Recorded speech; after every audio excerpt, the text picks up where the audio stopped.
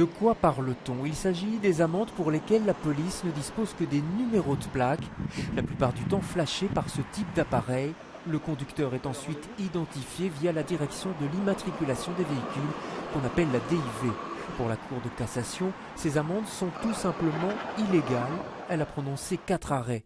Des arrêts qui, pour cette avocate spécialiste en la matière, vient de combler un flou juridique. Il y avait des tribunaux qui acceptaient cet argument, il y avait des tribunaux qui rejetaient carrément. Donc maintenant, on a vraiment un arrêt de la Cour de cassation. C'est vraiment la Cour suprême qui dit finalement, voilà, ce sont les principes en cas de flash.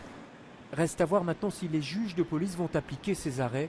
Mais en principe, désormais, il faudra contrôler si la zone de police a bien eu l'autorisation de la commission vie privée avant d'envoyer le PV initial. Du côté de la police fédérale, on est à la fois surpris et prudent. Disons que c'était une surprise et donc c'est effectivement à l'étude actuellement pour voir quelle suite on peut y réserver et comment il faudrait éventuellement s'adapter. Pour la sécurité routière, à quelques jours des fêtes de fin d'année, ces arrêts de la Cour de cassation représentent un mauvais signal.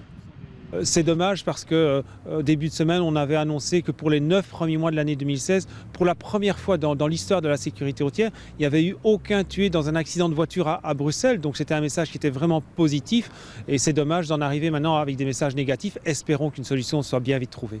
Une affaire qui est à suivre de près en rappelant tout de même qu'en Belgique, environ 250 personnes perdent la vie chaque année dans des accidents dus à la vitesse.